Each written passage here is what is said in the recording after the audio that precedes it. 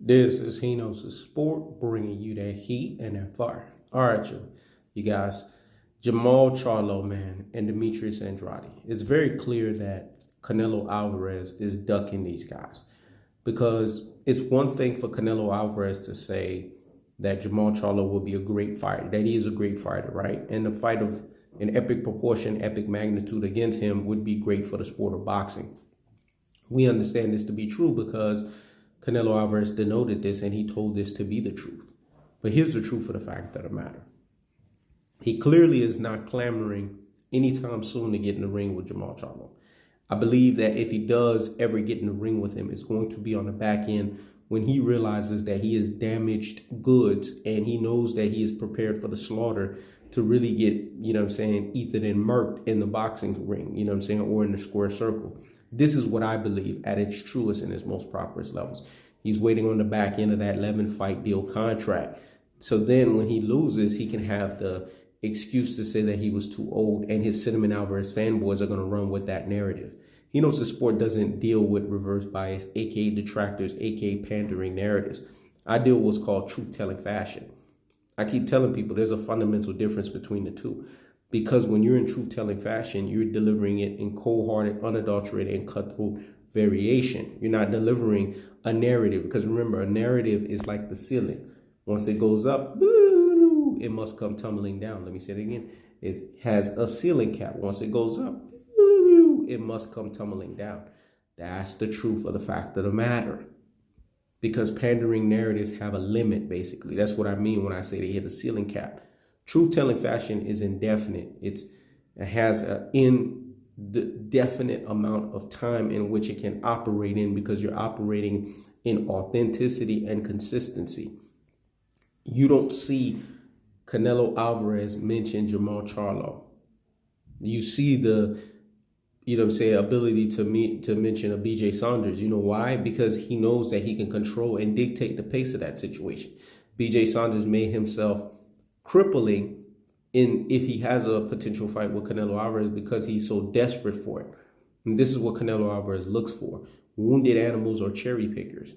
If you're not a wounded animal like a Sergey Kovalev, then a cherry picker in the sense that you're so desperate that you want to fight that you're willing to take whatever it is, knowing that you're going to go into that fight and lose. That's the truth of the fact of the matter.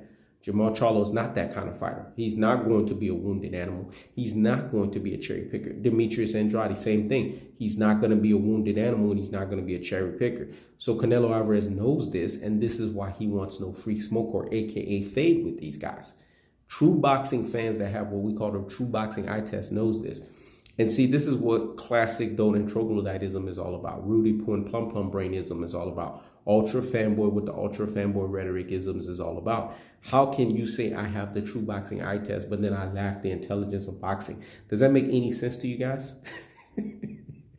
That's brain full of mush and brainwashed followers. They don't want to hear the truth. But what you guys keep hearing is the delusion of an ibuprofen Cinnamon Alvarez fanboy. Let me say it again.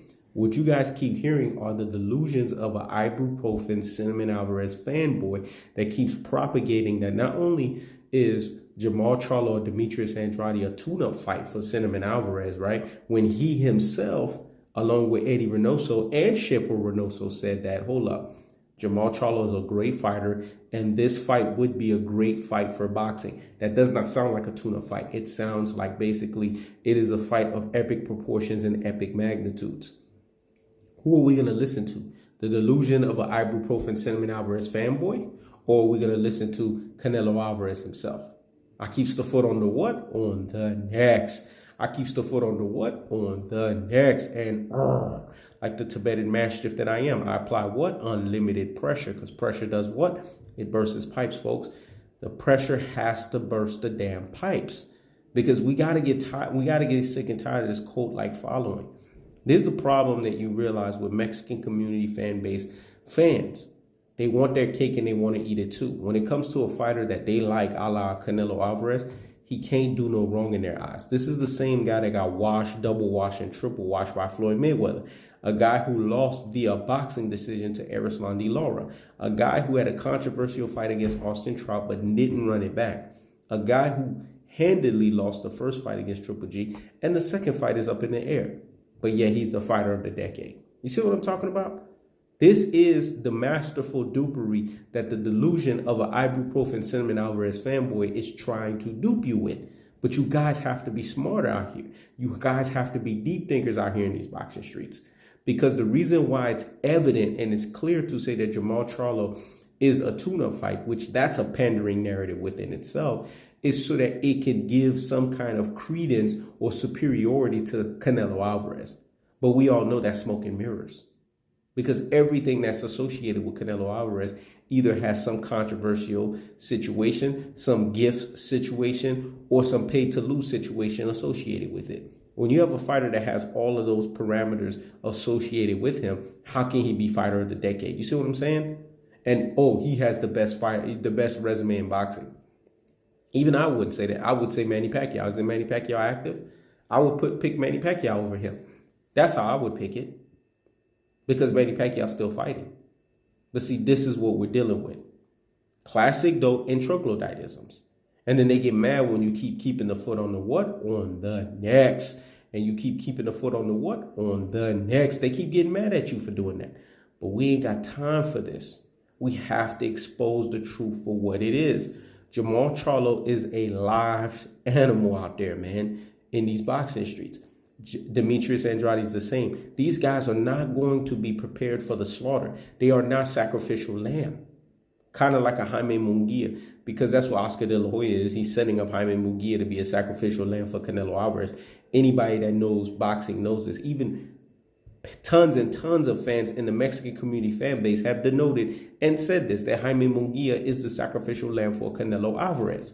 We know this to be true because the guy's barely 30 years old. Not even 30. And he already sounds punch drunk. And the Mexicans are making excuses saying, oh, that's the way he sounds. No, he sounds punch drunk. Go look at his last fight against Gary O'Sullivan. He was punched up in the face against a guy who was a low-level competition, but yet his boxing skills got better.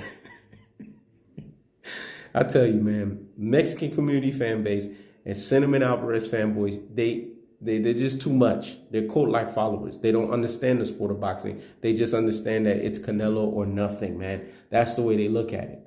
The fact of the matter is this.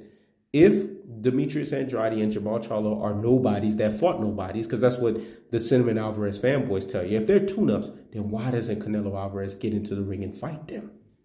You see what I'm saying? If you're a tune-up fighter, then you should be able to get that free smoke and that fade. Easily. Contract should be signed, sealed, and delivered like UPS. Let me say it again. The contract should be signed and sealed and delivered like UPS. If you're nobodies that fought nobodies, Canelo Alvarez should be clamoring for you because this is what he did when he fought a Rocky Fielding, right? This is what he did when he fought an Amir Khan, right? This is what he did when he fought a super paid-to-lose Sergey Kovalev, right? This is what he did when he fought a paid-to-lose Danny Jacobs, right? So get in the damn ring with Demetrius Andrade and get into the damn ring with Jermall Charlo if you feel that those guys are to the same level of those opponents. But you know why the pumping of the brakes is happening? Because of the truth of the fact of the matter that Canelo Alvarez knows that Jermall Charlo is not going to be paid to lose. And he's not going to be a wounded animal. And he's not going to be a cherry picker. He knows this. And the same thing with Demetrius Andrade. He knows that these guys are going to come to fight, and stylistically, because styles makes for fights, they have styles that can give Canelo Alvarez not only fits, but they can seriously expose him in the boxing square circle. That's the truth of the fact of the matter, that a delusion or delusions of the ibuprofen Cinnamon Alvarez fanboy doesn't want you to know. This is He Knows the Sport. Check it out.